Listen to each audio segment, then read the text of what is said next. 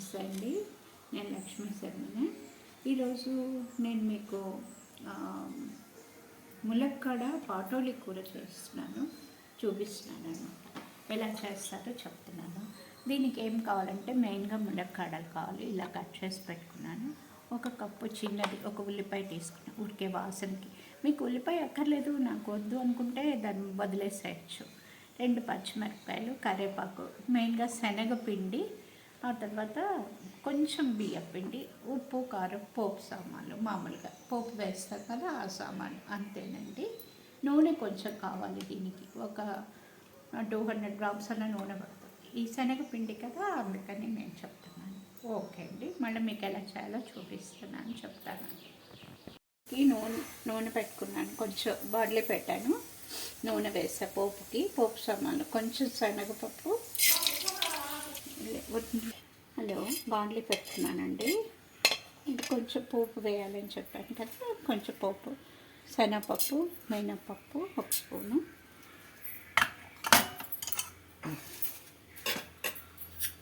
ఆవాలు,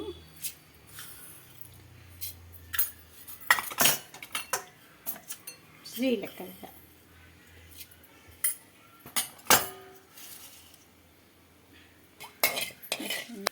పిండి ఇంగువ. అదే మీరు మామూలుగా ఎల్జీ పౌడర్ వేస్తే ఎల్జీ పౌడర్ ఒక 1 స్పూన్ వేయచ్చు. వేగిపోయింది. పచ్చిమిరపకాయలు, కరివేపాకు వేస్తున్నాను.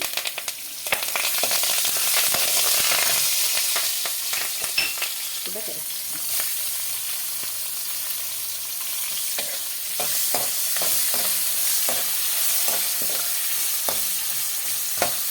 జనరల్గా దేంట్లో అయినా సరే మనం కొంచెం లైట్గా ఉప్పు వేస్తే మాడకుండానే ఉంటుంది, తొందరగా వేగుతుంది, రుచి కూడా బాగా వస్తాయి అన్నమాట కూరలకి.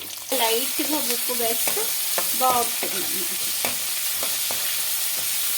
కదా. మనం ఈ శనగపిండిని నీళ్ళల్లో కలిపి మనం బజ్జీల పిండిలాగా కలుపుకోవాలన్నమాట. 1 స్పూను బియ్యపిండి అని కూడా చెప్పాను కదా, ఇది కూడా కొంచెం ఉప్పు అన్నమాట.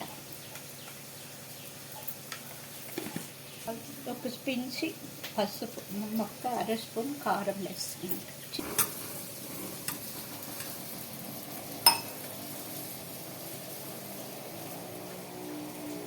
ఇప్పుడు ఈ బజ్జీ పిండిలాగా కలిపాను కదా, ఇది కూడా దీంట్లో వేసేసుకోవాలి.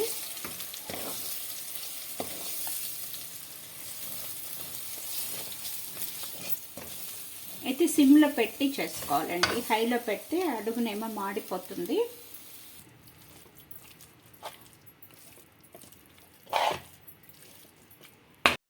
అండి ఇప్పుడు మనం ఏం చేయాలంటే ఈ ములక్కాళ్ళు ఉన్నాయి, కొంచెం ఉడకపెట్టి ఒక 2 పొంగులు రానిచ్చాను అనమాట కుక్కర్లో. ఒక 2 విజిల్స్ వచ్చినాక ఇదంతా ఏం చేయాలంటే ఇవి వీటిలో వేసి 2 మినిట్స్ కొంచెం నూనె వేసి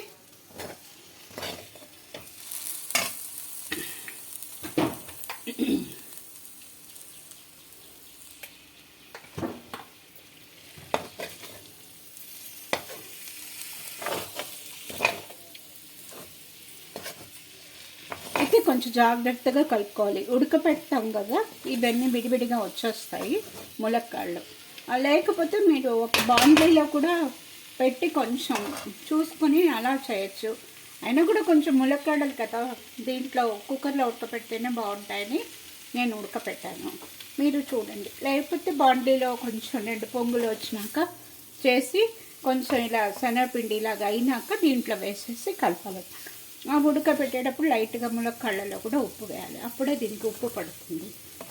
ఇదేనండి ఇది పాటోలి కూర. ఇంకేమో చూపిస్తున్నాను.